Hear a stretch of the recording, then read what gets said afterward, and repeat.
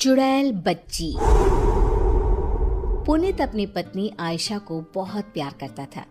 उनकी शादी को पूरे 4 साल हो गए थे। आयशा प्रेग्नेंट थी, इसलिए पुनीत आयशा को अपनी माँ के पास गांव में उसकी देखभाल के लिए लेकर जाता है। गांव पहुंचते ही आयशा अपनी सास के पैर छूती है। जुग जुग जियो और अपनी सास को जल्दी से पोता दे दो। माँ जी, क्या बेटा और बेटी, आज के जमाने में लड़का लड़की सब एक समान होते हैं। तुम्हारे शहर में होता होगा ये सब, हमारे गांव में नहीं। मुझे तो पोता चाहिए बस। हे भगवान, ये दोनों तो अभी से शुरू हो गए। ये दोनों अगर ऐसे ही लड़ते रहे तो कैसे चलेगा ये सब। इन दोनों को मुझे ही रोकना पड़ेगा। अरे अरे माँ, क्या अपने बेटे से नहीं मिलोगी? हाँ हाँ, क्यों नहीं। कैसा है रे तू? कितने सालों बाद आया अपनी माँ से मिलने। शहर जाकर तो तू अपनी माँ को भूल ही गया था। अरे माँ, अब सारी बातें यहीं खड़े खड़ी करोगी क्या? हैं? पता है ना, आयशा पेट से है, वो ज्यादा देर तक खड़ी नहीं रह सकती। कमला दोनों को अंदर ले जाती है। माँ, आपसे एक बात बोलनी थी। हाँ हाँ, बोल बेटा, क्या बात है?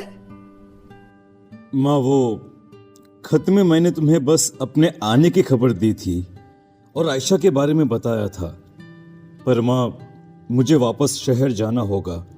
मैं सिर्फ आयशा को यहाँ छोड़ने आया था। मुझे आज शाम को ही वापस जाना होगा। ऑफिस में बहुत काम है माँ।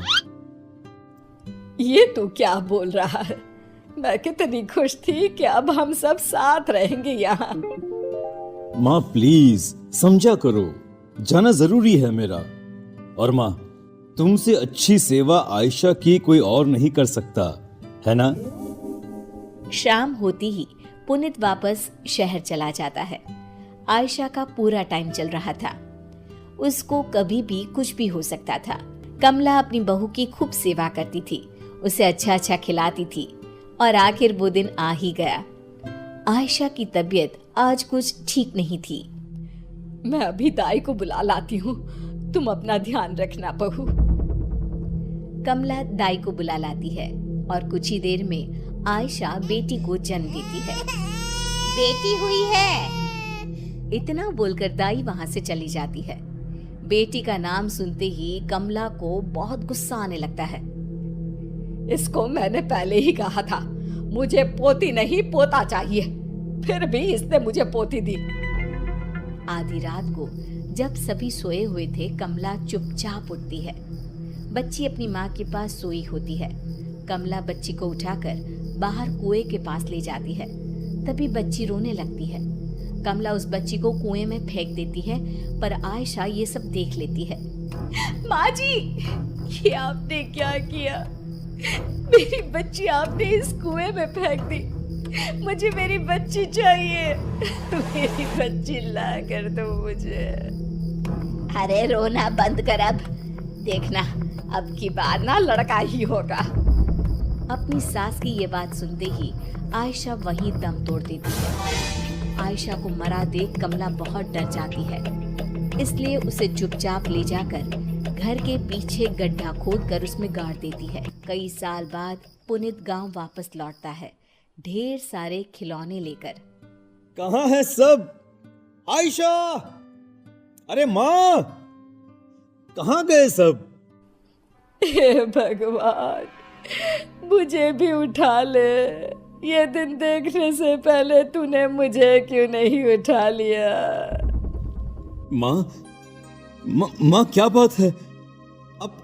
आप ऐसे क्यों बोल रही हो? और हाँ, आयशा और मेरी बच्ची कहाँ है? आपका खत मिला था मुझे, आपने बताया था ना मेरी बेटी हुई है, कहाँ है वो? वही तो, मेरी बहू और पोती अब इस दुनिया में नहीं है। कुछ दिन बाद ही बच्ची मर गई। बहू ये बर्दाश्त नहीं कर पाई और उसने भी अपना दम तोड़ लिया। और तू अब आया है कितने सालों बाद। क्या? ये आप क्या कह रही हैं माँ? माँ, आपने मुझे पहले क्यों नहीं बताया? मैं अपनी बच्ची की सूरत भी नहीं देख पाया। मैंने तुझे इसलिए नहीं बताया कि तू शहर में परेशान ना हो जाए। और अब मैं तेरी दूसरी शादी करूंगी, देखना वो बहू मुझे जरूर पोता देगी। पुनीत का रो रो कर बुरा हाल था। रात का समय था। उसकी नजर खिड़की से बाहर तारों पर थी। उसे नींद नहीं आ रही थी। तभी खिड़की से एक चुड़ैल बच्ची झांकने लगती है। पापा, पापा मुझे बचा लीजिए। कौन है वहां? पुनीत बाहर जाकर देखता है तो वो बच्ची वहां से भाग जाती है। अरे क्या हुआ बेटा, इतनी रात गए तू यहाँ क्या कर रहा है? चल अंदर जा, सो जा। माँ अभी खिड़की पर कोई था जिसकी सूरत बहुत डरावनी थी। वो मुझे पापा बोलकर पता नहीं कहाँ गायब हो गई। अरे ये गांव है बेटा, गांव में आए दिन छलावा घूमते रहते हैं, मतलब भूत चुड़ैल। जरा संभल कर रहना। हाँ चल अब अंदर, रात को ऐसी बातें नहीं करते। सुबह होते ही माँ, मेरा मन अब इस गांव में बिल्कुल भी नहीं लग रहा, इसलिए मैं सोच रहा था क्यों न मैं वापस शहर चला जाऊं।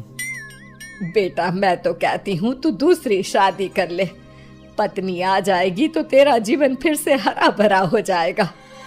नहीं माँ, मैं अब शादी नहीं करूंगा और मैंने अपना सामान भी पैक कर लिया है, तो मैं शहर के लिए अभी निकल रहा हूँ। पुनीत अपनी माँ की जरा भी नहीं सुनता। वो अपना सामान उठाता है और वहां से चल पड़ता है। आधे रास्ते पहुंचते ही वो चुड़ैल बच्ची उसे फिर से दिखाई देती है। पापा मुझे बचा लो, मेरा बहुत दम घुटता है। इतना बोलकर वो बच्ची वहां से भागने लगती है। तभी पुनीत उसे आवाज लगाकर रोक लेता है। रुको, कौन हो तुम? और तुम ये क्या बोलती रहती हो? मुझे बचा लो, मुझे बचा लो।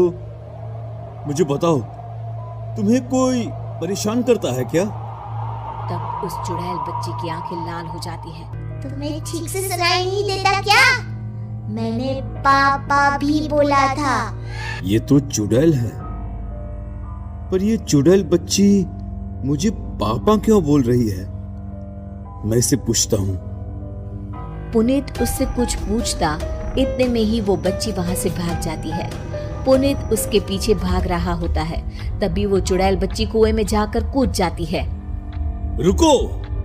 और तभी पीछे से उसकी माँ आके उसे पकड़ लेती है। बेटा तू गया नहीं, और ये तू क्या करने चला था? मैं तुझे नहीं पकड़ती तो अभी इस कुएं के अंदर होता। पुनीत उस चुड़ैल बच्ची के बारे में अपनी माँ को सब कुछ बता देता है। ये सुनकर कमला बहुत डर जाती है, क्योंकि कुछ साल पहले उसी ने अपनी पोती को कुएं में फेंक कर मार डाला था। कुछ नहीं बेटा, मैंने तुझे बताया था ना, इस गांव में बहुत छलावे घूमते रहते हैं। वो छलावा तुझे मारने आया था और कुछ नहीं। वो छलावा नहीं था, उस बच्ची की आंखों में बहुत दर्द था, जैसे कुछ बताना चाहती हो। मुझे पता करना ही होगा, आखिर वो चुड़ैल बच्ची मुझसे क्या चाहती है, मुझे क्या बताना चाहती है। उस बच्ची से मुझे दोबारा मिलना पड़ेगा। इसके लिए मुझे यहीं रहना होगा गांव में। अरे इसे ये अचानक से क्या हो गया? अभी तो बड़ी जिद कर रहा था कि मुझे यहाँ नहीं रहना, शहर जाना है। अरे पता नहीं क्या हो जाता है इसे। दोनों वहां से घर वापस चले जाते हैं। आधी रात का समय था। पुनीत गहरी नींद में सोया होता है। तभी उसे किसी के रोने की आवाज सुनाई देती है। वो खिड़की से बाहर झांक कर देखता है तो वही चुड़ैल बच्ची बैठकर रो रही होती है। लगता है यही सही मौका है उस बच्ची से बात करने का।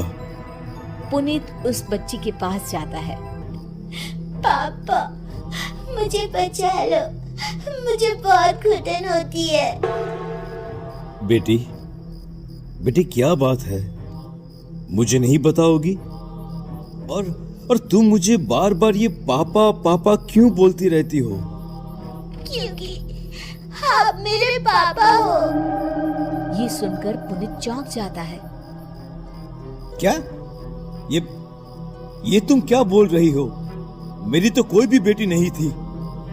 पापा, शायद आप भूल गए, आपकी एक बेटी थी जिसे पैदा होते ही आपकी माँ यानी मेरी दादी ने मुझे कुएं में जिंदा ही फेंक दिया, क्योंकि उन्हें पोती नहीं चाहिए थी। मुझे कुएं में फेंकते हुए मेरी माँ ने देख लिया और ये देखते ही मेरी माँ ने वही दम तोड़ दिया।